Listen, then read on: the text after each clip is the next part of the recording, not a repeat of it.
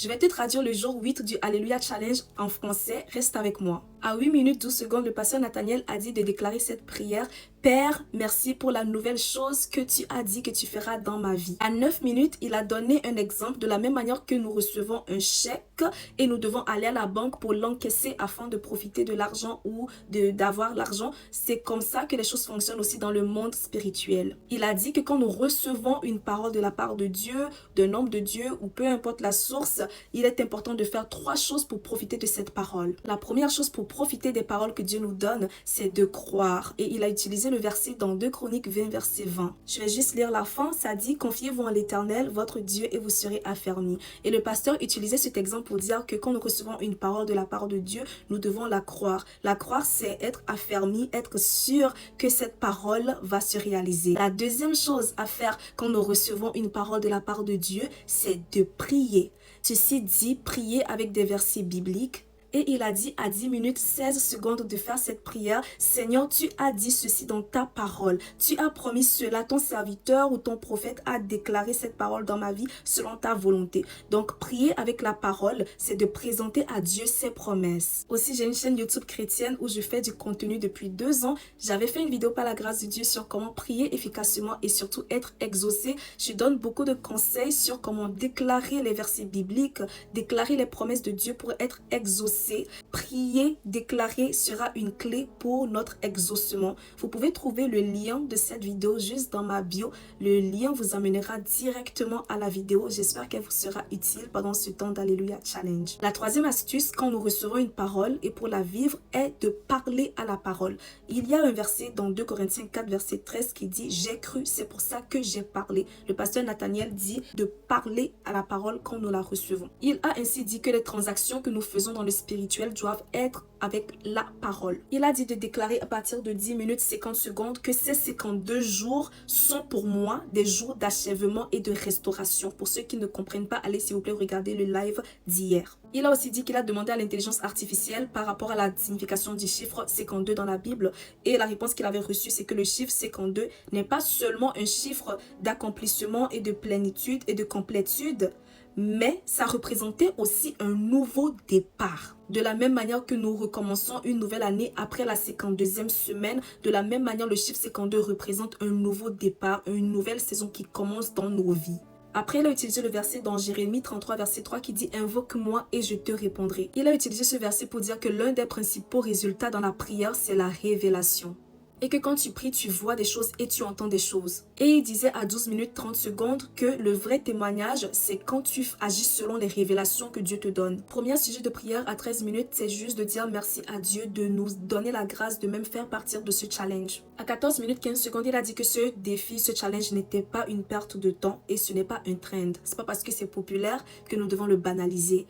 Donc, c'est quelque chose qui nous a dit de garder consciemment dans nos têtes. Il a dit de ne pas faire ce challenge si c'est un trend pour vous et que vous ne le prenez pas au sérieux. À partir de 40 minutes et 50 secondes, il nous a dit de déclarer cette prière mot pour mot. Au nom de Jésus, je déclare que le reste de ce challenge sera un temps de rencontres spirituelles et divines. Des expériences transformantes qui marqueront ma vie pour toujours. Ce sera une saison de renaissance qui façonnera ma vie pour le bien et pour l'éternité. Que ce temps soit pour moi un exercice spirituel profond et non seulement un trend ou une simple routine. D'ici les 52 prochains jours jusqu'au 5 décembre, que je puisse regarder en arrière et constater l'accomplissement, la restauration et la transformation que Dieu aurait opéré dans ma vie. Ensuite, il a utilisé les versets Actes 16, verset 25 à 26 et Hébreux 10, verset 19 à 20, à partir de 18 minutes dans le live, pour dire de faire cette prière. Par le sang de Jésus, je rentre dans une nouvelle saison de louange. Oh Dieu, que ton nouveau manteau de louange repose sur moi ce soir au nom de Jésus. Et nous allons commencer à danser. À 38 minutes et 30 secondes, le pasteur Nathaniel a déclaré que le chemin vers le haut passe par le bas, pour dire que Dieu accorde sa grâce aux humbles. C'est pour ça que les gens dans le live étaient à genoux, couchés par terre pendant le temps de louange et d'adoration. Et que le mot Alléluia a un autre sens qui signifie aussi l'humilité dans la louange. C'est ce qu'il disait à 39 minutes et 18 secondes. À 41 minutes et 15e seconde, il déclarait les promotions dans nos vies. Des promotions étranges que nous ne pourrons même pas comprendre et les gens autour de nous non plus.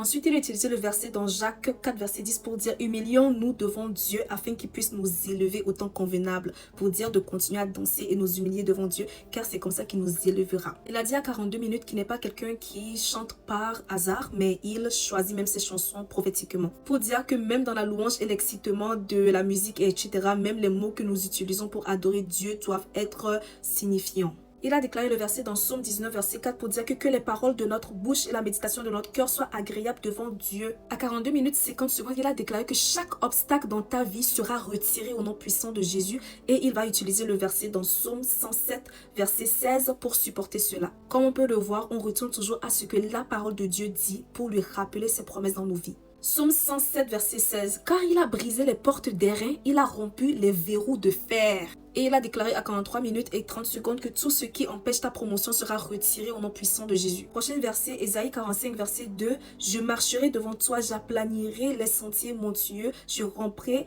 les portes d'airain et je briserai les verrous de fer. Il utilisait ces deux versets pour dire que Dieu brisera les verrous de fer dans nos vies. Ensuite, à 48 minutes 30 secondes, il a déclaré cette prière. Ceux qui veulent empêcher ta promotion seront écartés. Comme Aman a été renversé et Mardoché exalté, Dieu va t'élever dans ton bureau, peut-être même en créant un nouveau département ou rôle spécialement pour toi dans ton entreprise. Crois-le fermement. Comme Joseph, que personne ne pouvait empêcher de gouverner le pays, Dieu ouvrira la voie pour toi. Le briseur de fer, la tour forte, t'ont entendu.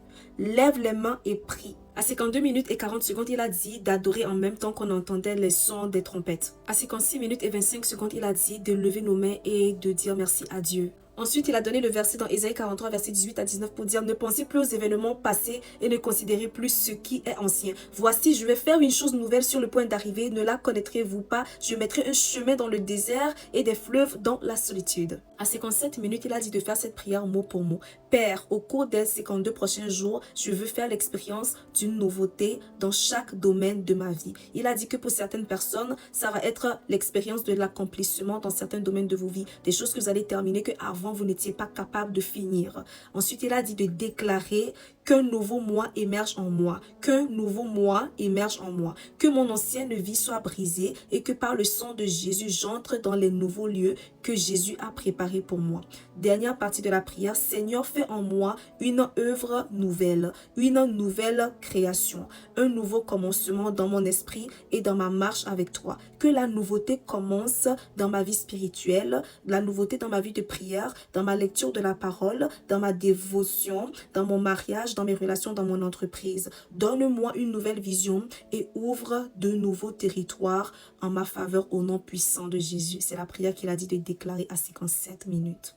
À 1 heure, il partageait une parole que Dieu lui avait donnée avant qu'on ne commence la prière, que son chagrin s'est transformé en danse. Ainsi, il nous a dit de déclarer, au nom de Jésus, je déclare que le Seigneur a changé mon chagrin en danse. Déclare cette parole sur ta vie et ta famille. Le Seigneur peut transformer tes moments de tristesse en joie et célébration. Déclare cette prière. Il a utilisé le verset dans 2 Corinthiens 2, verset 6 pour dire de déclarer cette prière à partir de 1h02 que Dieu nous a déjà secourus, Dieu nous a déjà entendus, que ce Alléluia Challenge est notre défi de louange. Pas demain, mais c'est maintenant notre temps favorable et de déclarer la parole de Dieu et de lui rappeler que dans sa promesse dans 2 Corinthiens 2, verset 6, qu'il a dit que c'est maintenant le jour de notre salut. À 1h03, il nous disait qu'il avait reçu un mot de la part de Dieu. En faisant ses recherches, il réalise que ce mot, en vrai, voulait dire que nous devons surveiller notre ambition et éviter la cupidité.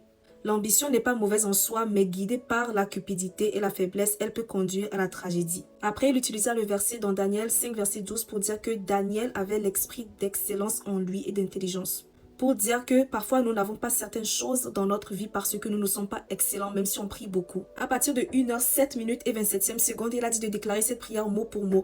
Père, je déclare que dans cette nouvelle saison, je serai un homme, je serai une femme d'excellence dans chaque domaine de ma vie, tant spirituellement que dans tous mes projets et entreprises. Il a dit de prier pour l'excellence dans notre conduite, caractère, parole, foi et dans notre diligence. Il disait aussi qu'on avait choisi David pour jouer la harpe à Saül parce qu'il était excellent dans ce domaine. Joseph comme gouverneur car il était excellent. Et que nous devons être les meilleurs partout, à l'école, dans nos entreprises, dans tout ce qu'on fait. À 1h10 avec le verset dans Psaume 16, verset 3, il nous a dit de déclarer que nous manifestons l'excellence de Dieu. À 1h13, il a utilisé le verset dans Psaume 23, verset 1 pour dire de demander à Dieu dans cette nouvelle saison de nous guider à entendre sa voix et à obéir.